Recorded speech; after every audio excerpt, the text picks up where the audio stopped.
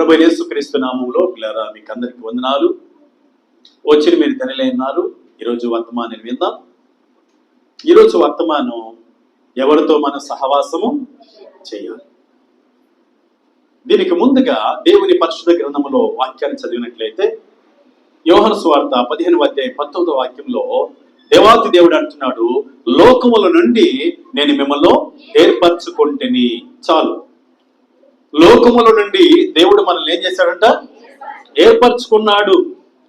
లోకములో మనం ఒకప్పుడు పాపములో, శాపములో, అలాగనే ఈ లోక సంబంధమైన క్రియలలో మన జీవితాలు కొనసాగుతూ ఉంటుండగా ఆయన అనాది సంకల్పం చొప్పున కుమారుడు యేసుక్రీస్తు ప్రభు ద్వారా మనల్ని దేవుడు ఏర్పాటు చేసుకున్నాడు.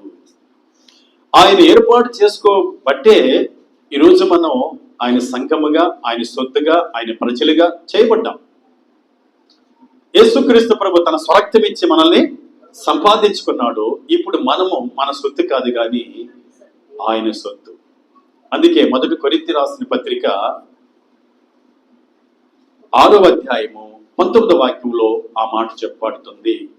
మీరు మీ సొత్తు కాదు, మీరు విలువ పెట్టి కొనబడిన దేవుని సొత్తై ఉన్నారు.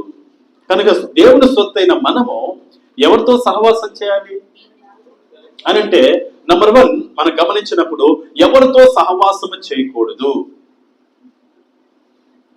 గమనించినట్లయితే బైబిల్ గ్రంథంలో మొదటి కొరింథీ రాసిన పత్రిక 15వ అధ్యాయము 33వ వాక్యాన్ని చదివినట్లయితే మనం ఎవరితో సహవాసం చేయకూడదు. లోకములో నుంచి దేవాతి దేవుడు తన స్వరక్తమిచ్చి తన సొత్తుగా, తన సంఘముగా, తన బిడ్డలుగా, పరలోక వారసులుగా చేసుకున్న మనము ఇక మీదట ఎవరితో సహవాసము చేయకూడదు అని చూసినట్లయితే మోసపోకుడి, దుష్ట సాంగత్యము మంచి నడవడిని చెరుపును, నీతి ప్రవర్తన గలవారే మేల్కొని పాపము చేయకుడి, దేవుని కూర్చిన జ్ఞానము కొందరికి లేదు. చాలు సహోదరి సోదరులారా, చాలు. లోకంలో నుండి యేసుక్రీస్తు ప్రభు మనల్ని ఎన్నుకొని ఏర్పాటు చేసుకున్న ఆయన బిడ్డలను మనము ఇక మీదట ఎవరితో సహవాసం చేయకూడదు? దుష్టులతో చేయకూడదు. ఒకవేళ దుష్టులతో చేస్తే ఏమవుతుందంట?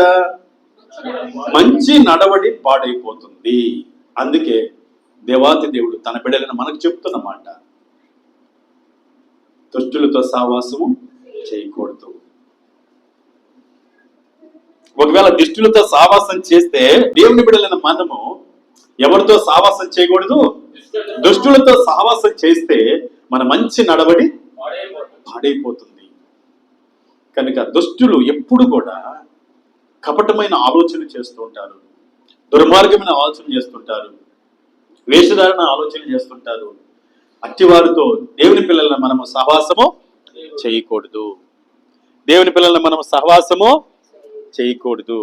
ప్రైజ్ లార్డ్, హల్లెలూయా. అందుకే భక్తుడైన దావీదు ఆత్మతో నింపబడి ఈ కీర్తన రాశాడు. మొదటి కీర్తన 1వ అధ్యాయం 1వ వాక్యాన్ని మనం చదివినట్లయితే, దుష్టుల ఆలోచన చొప్పున నడవక, పాపుల మార్గమున నిలవక, అపహాస్యులు కూర్చుండే చోట కూర్చుండక, యెహోవా ధర్మశాస్త్రమును ఆనందించుచు దివారాత్రములు దానిని ధ్యానించువాడు ధన్యుడు. మనం దుష్టులతో సహవాసం చేయకూడదు, పాపుల మార్గమున కూర్చోకూడదు, అపహాస్యులు కూర్చుండే చోట కూర్చోకూడదు. ఎందుకంటే మన మంచి నడవడి పాడైపోతుంది. ప్రియా సహోదరి సోదరుడా, నీవు నేను మనం దేవుని పిల్లలం గనుక, యేసయ్య రక్తం ఇచ్చి కొనుక్కున్నాడు గనుక, ఆయన రాజ్యానికి వారసులం గనుక మనం దుష్టులతో సహవాసము చేయకూడదు. ఇది నంబర్ 1. నంబర్ 2, ఎవరితో సహవాసం చేయకూడదు? దయచేసి కీర్తన గ్రంథం 26వ అధ్యాయము 4వ వాక్యాన్ని మనం చదువుకుందాం. పనికి మాలిన వారితో నేను సాంగత్యము చెయ్యను, వేషధారులతో పొందు చెయ్యను. ఇక్కడ భక్తుడైన దావీదు రాజు అంటున్నాడు, అద్భుతంగా మాట్లాడుతున్నాడు ఆయన, పనికి మాలిన వారితో నేను సహవాసము చెయ్యను. పనికి మాలిన వారితో సహవాసం చేస్తే మనం ఏమైపోతాం? మనం కూడా పనికిమాలం అవుతాం. అనగా దేవునికి ఉపయోగపడకుండా, మన కుటుంబానికి ఉపయోగపడకుండా, మన జీవితానికి మనం ఉపయోగపడకుండా దేనికి పనికి రాని వాళ్ళం అవుతాము. అందుకే దేవాది దేవుడు దావీదు రాజు గారు చెప్తున్నాడు, ఏమంటున్నాడమ్మా? నేను పనికి మాలిన వారితో సహవాసము చేయను, వేషధారులతో పొందు చేయను. ఈరోజు సోదరి సోదరుడా, దేవుని పిల్లలంగా మనము దైవ సన్నిధికి వచ్చేటప్పుడు కొంతమంది పని లేని వారు ఉంటారు. వారు మనతో సహవాసం చేయడానికి, మాట్లాడడానికి ప్రయత్నం చేస్తున్నప్పుడు వారితో మనం సమయాన్ని గడుపుతూ సహవాసం చేస్తే మన జీవితాలలో మనము కూడా పనికి మాలిన వాళ్ళంగా తయారవుతాం. వ్యక్తిగతంగా ఇంట్లో కానీ బయట కానీ ఎక్కడ పని చేస్తున్నప్పటికీ అట్టి వారితో మన సహవాసము చేయకూడదు. ఒకవేళ చేసినట్లయితే మనము కూడా పనికి మాలిన వారు అవుతాము. ఈ సమయంలో వాక్యం వింటున్న నీవు ఎవరితో సహవాసం చేస్తున్నావు? ఇలాంటి పనికి మాలిన వారితో సహవాసం చేస్తున్నావా? చెప్పండి, మనల్ని మనం పరీక్ష చేసుకుందాం. దేవాతి దేవుడు మన మేలు కోరుకొని ఆయన మాట్లాడుతుండగా మనందరం కూడా ఇలాంటి వారితో సహవాసం చేయకుండా మన జీవితాన్ని ఎంతో జాగ్రత్తగా కొనసాగిద్దాం. అటు కృప దేవుడు దయచేయను గాక. హల్లెలూయా. ఇక మనం గమనించినట్లయితే ఆనాడు ప్రియా సోదరి సోదరుడా, లోతును మనం గమనించినట్లయితే లోతు దేవదూతలు పోయే టయానికి సొదొమ గొమొర్రా పట్టణంలో మరి ఎవరితో సహవాసం చేస్తున్నాడు? ఆ ఊరి ప్రజలతో గౌని అంత పనికిమాలి వారితో సహవాసం చేస్తున్నాడు. కాబట్టే దేవదూతుల్ని ఆ ప్రజలు చూడగలిగారు. ఆ రాత్రి చాలా శ్రమ పెట్టారు, బాధ పెట్టారు. తిరిగి ఆయన కుటుంబం కొంత నష్టపోయినట్లుగా మనం చూస్తాం. అలాంటి వారితో మన సహవాసము చేయకూడదు. మన సహవాసం ఎప్పుడు కూడా మన తండ్రితో ఉండాలి, సంఘముతో ఉండాలి, సంఘ బిడ్డలతో మనం ఉండాలి.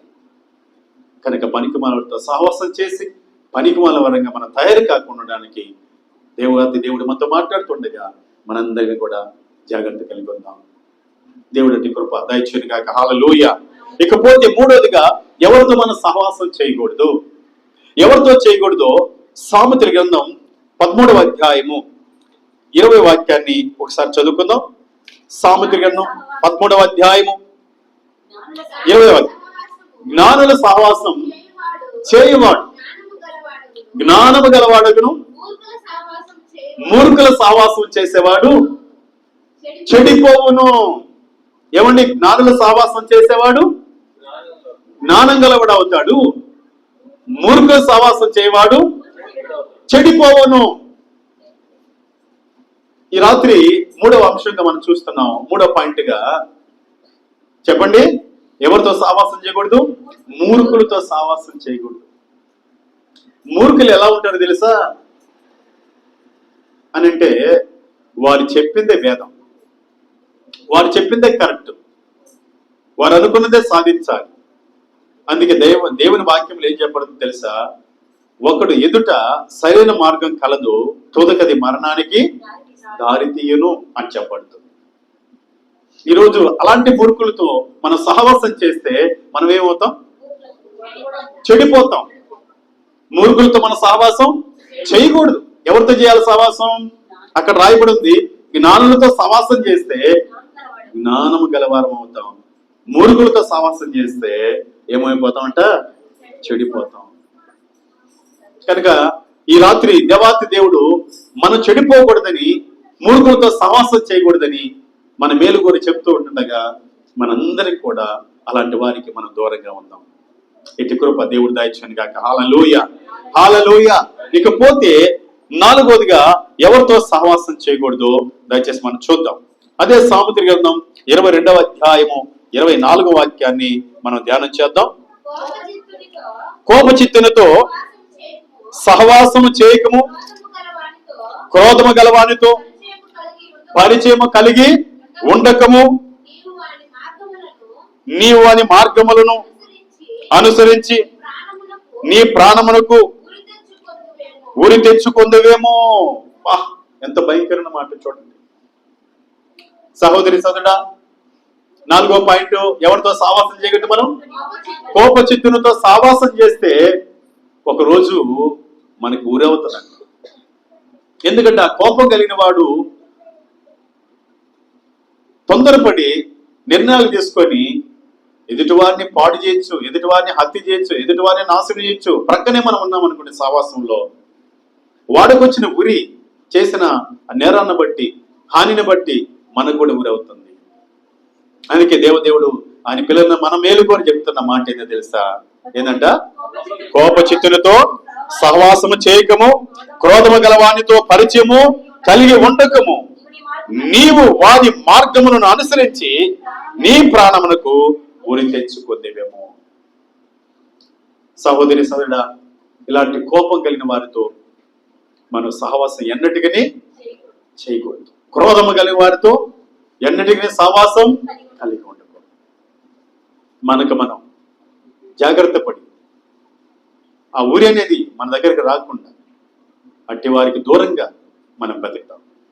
ఇటు కృప పరిశుద్ధాత్మీయుడు సహాయం చేయను గాక. హల్లెలూయా, హల్లెలూయా. ఈ సమయంలో మరొక 5వ పాయింట్ మనం చూద్దాం. 5వ పాయింట్ చూస్తే ఎవరితో సహవాసం చేయకూడదు. దయచేసి 2వ దినవృత్తాంత గ్రంథము 20వ అధ్యాయము 35వ వాక్యం మనం చదువుకుందాం. చదవండి దయచేసి తీసిన వారు. 2వ దినవృత్తాంత గ్రంథము 20వ అధ్యాయము 35వ వాక్యాన్ని మనం చదువుకుందాం.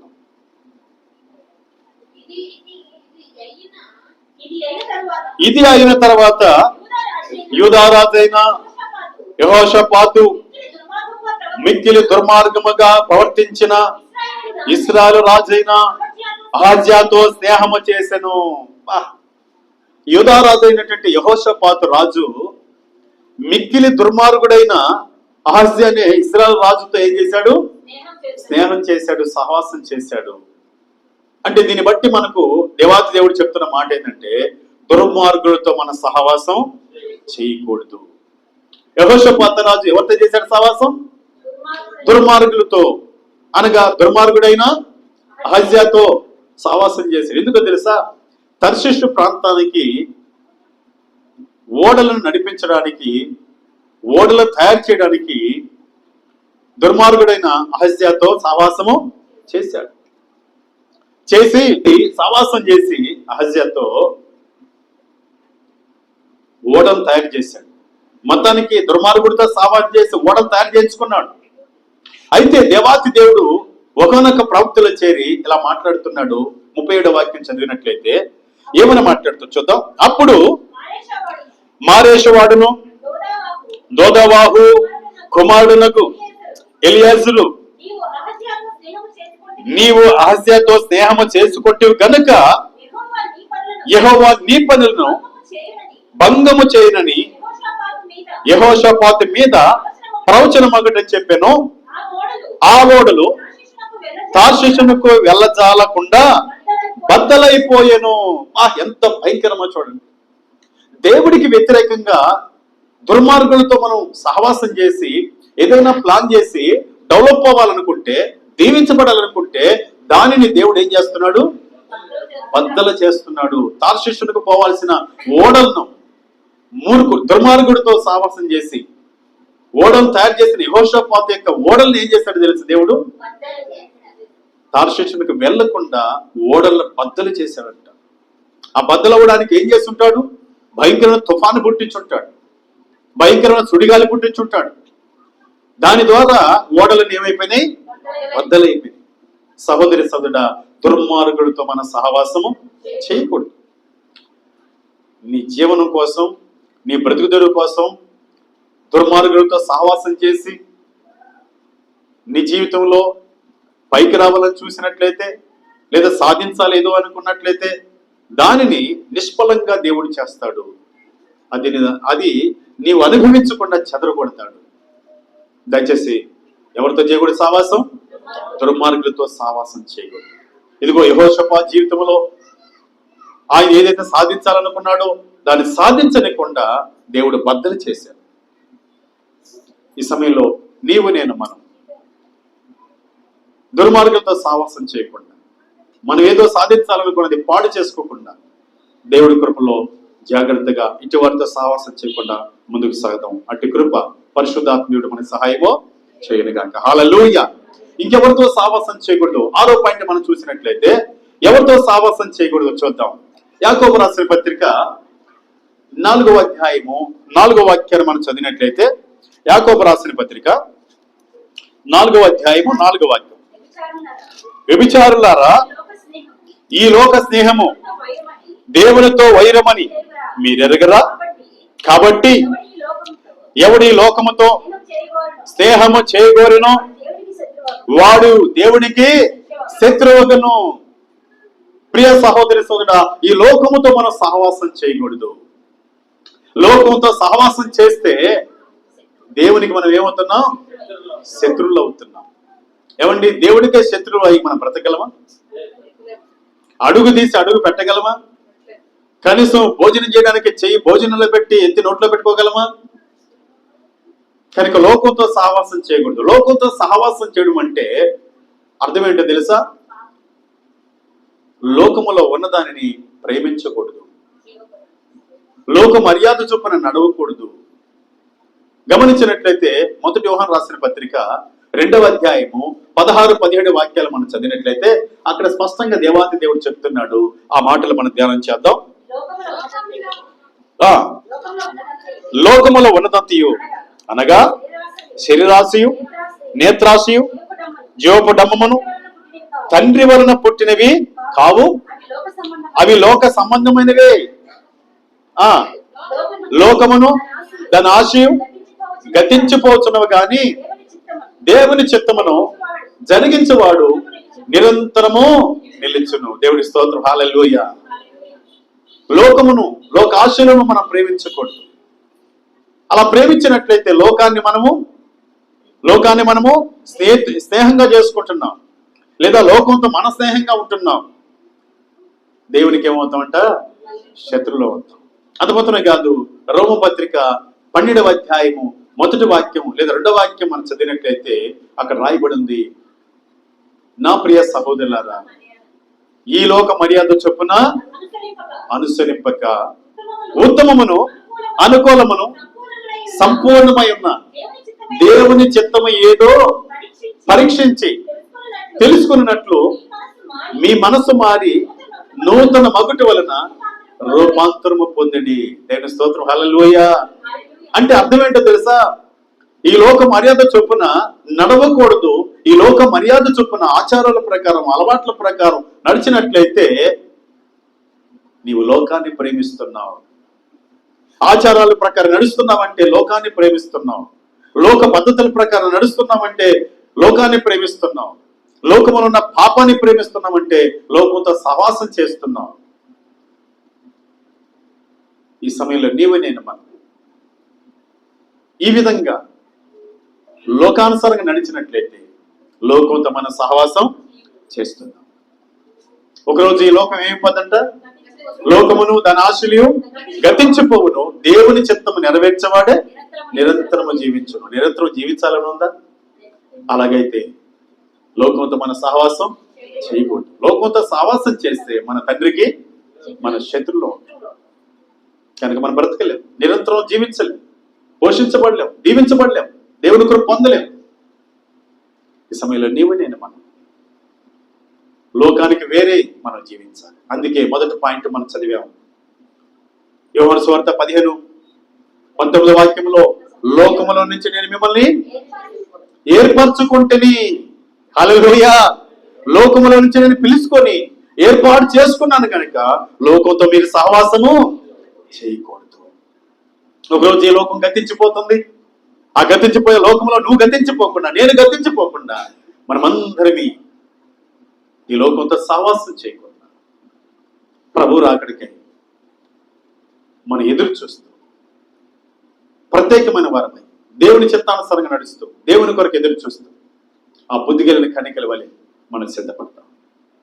ఆ ప్రకారం పరిశుద్ధాత్ముడు మనకి సహాయమో చేయనుగాక. హల్లెలూయా. హల్లెలూయా. కనుక ఈ రాత్రి సహోదరి సోదరుడా, లోకము దేవుడు వేరు చేసుకున్న నిన్ను నన్ను ప్రేమించి మన మేలు కోరి మాట్లాడుతుండగా మనందరివి ఎవరితో సహవాసం చేయకూడదని ఇంతవరకు విన్నామో ఆ మాటలను హృదయంలో దాచుకొని మన జీవితానికి మనం మేలు చేసుకుందాం. ఇంతవరకు విన్నాం కదా వాక్యం. నంబర్ 1, ఎవరితో సహవాసం చేయకూడదు? దుష్టులతో సహవాసం చేయకూడదు. పనికి మాలిన వారితో సహవాసం చేయకూడదు. మూర్ఖులతో సహవాసం చేయకూడదు. కోపచిత్తులతో సహవాసం చేయకూడదు. దుర్మార్గులతో సహవాసం చేయకూడదు. ఈ లోకంతో సహవాసం చేయకూడదు. ఈ ప్రకారం మనం చేయకుండా మన దేవునితో సహవాసం చేయాలి. ఎవరితో చేద్దాం? ఒకసారి యోబు గ్రంథం 22వ అధ్యాయము 21వ వాక్యాన్ని మనం చదువుకుందాం. దయచేసి ఆ మాటలు చదివినట్లయితే. యోబు గ్రంథం 22వ అధ్యాయము 21వ వాక్యం చదువుకుందాం. ఆయనతో సహవాసము చేసిన యెడల నీకు సమాధానము కలుగును, అలాగును నీకు మేలు కలుగును. వా, ఎంత గొప్ప మాట అండి. మన దేవుడితో మన సహవాసం చేయాలంట. అందుకే మారు మనసు పొంది బాప్తిసం పొందిన మనము ఆయన సహవాసం ఎందును, రొట్టె విరుచుట ఎందును, ప్రార్థన చేయటం ఎందును, బోధ ఎందును ఎడతెగకుండమని ఆయన చెప్పాడు. అలాగనే మనం యోబు గ్రంథం 22వ అధ్యాయం 21వ వాక్యంలో చూసినప్పుడు ఆయనతో సహవాసము చేసిన యెడల నీకు సమాధానము కలుగును, అలాగున నీకు మేలు కలుగును. హల్లెలూయా. మన దేవుడితో మన సహవాసం చేయాలి, సమాధానం దొరుకుతుంది, మేలు కలుగుతుంది. ఇంకా చూస్తే ఎవరితో సహవాసం చేయాలో చూద్దామా? ఒకసారి మనం గమనించినట్లయితే దయచేసి ఆ మాట చదువుదాం. 2వ తిమోతి రాసిన పత్రిక 2వ అధ్యాయము 22వ వాక్యాన్ని మనం చదువుదాం. ఎవరితో మన సహవాసం చేయాలో 2వ తిమోతి రాసిన పత్రిక 2వ అధ్యాయము 22వ వాక్యాన్ని మనం చదువుదాం. నీవు యవనేచ్ఛల నుండి పారిపోము, పవిత్ర హృదయులై ప్రభువునకు ప్రార్థన చేయ వారితో కూడా నీతిని, విశ్వాసమును, ప్రేమను, సమాధానమును వెంటాడము. హల్లెలూయా. పవిత్రమైన చేతులెత్తి ఎవరైతే ప్రార్థన చేస్తున్నారో అట్టి వారితో నువ్వు సహవాసం చేయి కుమారుడా అని ఆత్మీయుడైన అపోస్తలుడైన పౌలు గారు తిమోతికి ఈ మాట చెబుతున్నాడు. ఈ రాత్రి మనతో కూడా చెబుతున్నాడు. ఆయన ఎవరితో చేయాలని సహవాసం? మొట్టమొదటిగా మన దేవుడితో చేయాలి సహవాసం. ఆ తర్వాత పవిత్రమైన హృదయం కలిగి ప్రభువునకు ప్రార్థన చేసే వారితో మన సహవాసము చేయాలి. ఈ ప్రకారం ఇలాంటి సహవాసం కలిగి మన జీవితాలకు మేలును, మన జీవితాలకు సమాధానమును, మన జీవితాలకు ఆత్మీయతను, అలాగే ఆత్మ ఎదుగుదలను పొందుకుంటూ ప్రభు రాకడకు మనం సిద్ధపడతాం. అటు కృప పరిశుద్ధాత్మ దేవుడు మనందరి సహాయము చేయును గాక. హల్లెలూయా. దేవుడు మిమ్మల్ని దీవించును గాక. ఆమేన్.